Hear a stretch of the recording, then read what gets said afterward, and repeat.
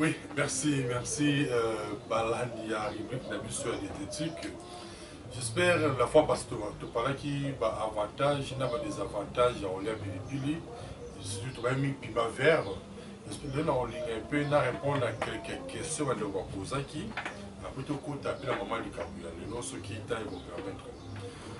Ma question est tellement belle, mais dans un qui un peu quatre grandes questions.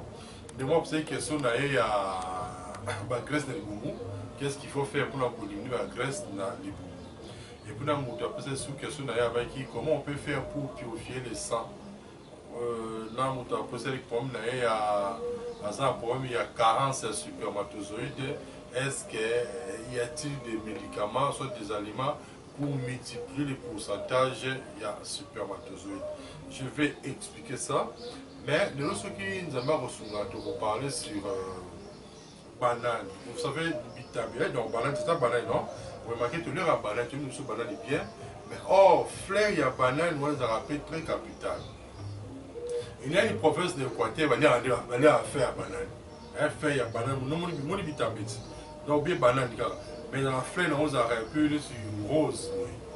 On découvrir ensemble, est-ce que vous voulez un mot ou bien examiner. Mais tout rapidement, la question de poser pour purifier Makila et Zaboué. La personne a la réponse avec vous. On sous-soir, mon dit persil.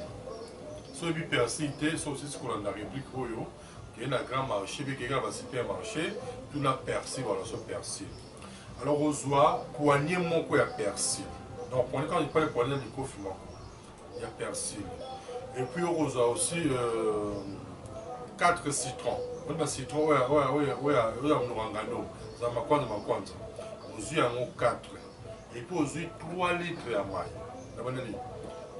Un poignet de persil, on a 4 citrons, plus 3 litres à maille.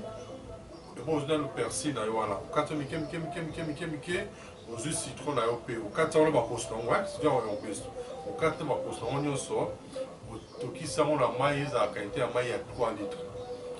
Na pesa recette pour purifier makila. Toki sango nyonso na mai ya 3 litres so toki sango kitisi yango. Mais et to pendant 10 minutes. Alors 10 minutes to na moto ya makaste. Na moto mo ya pete pendant au moins 10 minutes. Les autres to malé so mo 10 minutes pour kitisi yango au passé. Vous avez un verre le matin en jeûne et puis un verre le soir. Ça va bon mot. Parce que vous savez, j'ai toujours dit une chose que il faut qu'on pour purifier ma clé parce que la maladie mingo toujours liée à la mauvaise circulation à makila. Hypertension, hypotension, les mauvaise circulation à makila. Diabète, il y a toujours, pas toujours diabète, mais sous la carte, si que la carte à makila, si que la carte à urine. Alors maintenant, il faut qu'on prendre et pour nettoyer makila. Ouais, donc c'est pour non, c'est pour tout le monde, il faut apprendre et on nettoie makila. Parce que nous, on dire que ça va bien comme tel. Voilà. Alors, dans le moment là, qu'est-ce qu'on a? Là, sur la côte, sur la banane. Avec banane, j'espère la bonne vie, nous n'habitons pas. Na maquille, on peut rendre sur banane. On appelle ce qu'on a banane. Banane, on va aller.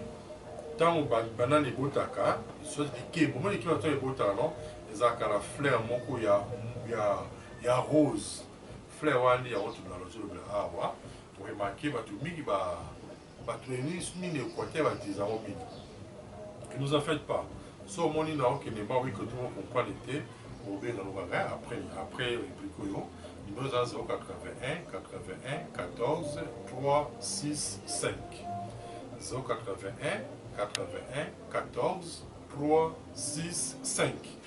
Même après dans le alors, il dit aussi que na banane, fleur et banane, parce que dit de manière générale, ce que je on peut ça avantage il y a banane. Donc il y a vitamine. Je vais expliquer l'avantage d'un mot. Mais la banane, la fleur, après tout côté, il y a beaucoup de vitamine. Vous savez, un vitamine, tout le monde a des arabiens, mais sauf que la fleur, on a un vitamine. Soit la fleur à banane, plus compliqué tout le monde. La fleur à banane, c'est la vitamine A, la vitamine C, la vitamine E. Nous avons la fleur à banane. Alors, c'est riche en potassium, un peu riche en fibres. Suivez-moi très bien. Dans le temps, on a rien avant. Le traitement est compliqué au thé. Fleur à banane, la vitamine A, la vitamine C, la vitamine E, la potassium, et puis ça rappelle la fibre. Ça, c'est la fleur et la banane. Alors, et ça, là, la vérité est médicinale. Sauf que les gens ne comprennent pas ça. Mais ça, la vérité est belle médicinale, comme la fleur. Voilà. Donc, il faut un, bien pour la base de médecin. Moi, si vous avez ça, le fleur est très capital. Je vais vous expliquer comment. Et puis, ça aussi excellent pour la diabétique. Donc, je vais parler excellente parce que c'est la fleur. Elle est aussi excellente pour le diabétique. Et puis, il est bien aussi pour les anémies. La SS, tout même la crise là, pas. Vous avez pour l'anémie. Et puis, il joue le rôle pour réguler. Donc, quand je peux régler, ça veut dire quoi? Qu'on mette en ordre cycle menstruel chez les femmes, pour que moi, c'est à régler comme il se doit. Moi, je soit la perte sa règle. Soit ce soit réglé, règle ça, une 2 semaines et 4 ans. Alors, maintenant, il y a un joueur pour réguler aussi. Problème, il y a règle pas facile. Et puis, ça aussi, bien, comme j'avais dit aussi, que pour les femmes qui allaitent les enfants. Vous comprenez? On va dire par rapport à la propriété, il y a fleur, il y a banane. Alors maintenant, comment on peut l'utiliser? Comment on peut l'utiliser?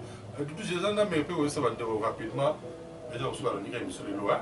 Et puis sur la lire réplique au moins dans la temps mouké. Mais malgré le temps mouké, on a un livre pour la coma. Aïe aïe aïe. Livre pour la coma, dans la carte pour un bureau Carrefour. Donc en fait, cabinet dans la carte à Carrefour déjà. On va passer dans un bateau. On va aller dans le bureau dans les Awana. On va livre.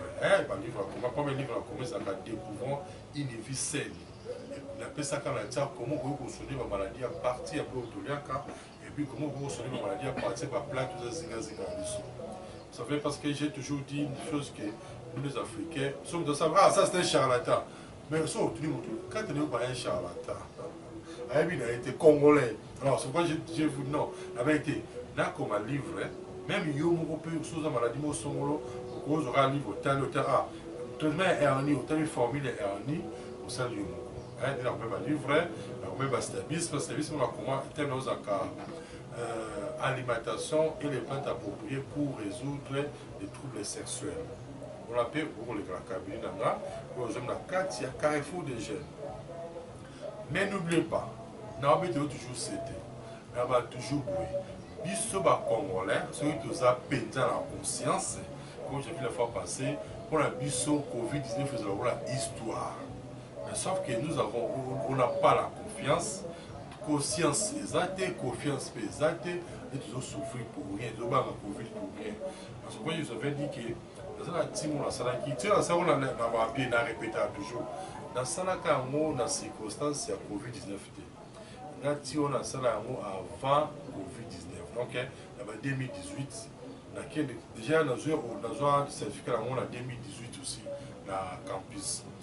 Mais, si on a Covid-19, donc on a la pète. Parce que tu as entendu maintenant, on a cela qui est. Même de reposer la question, il y a tout le sexuel dans le souhaité d'ailleurs. Vous voulez qu'il y ait un cabinet là, vous avez la case à Carrefour déjà, on se bat Tiwana. Parce que Tiwana, vous devez le prendre en famille. Alors, Tiwana, nous allons vous autant sur le mélange.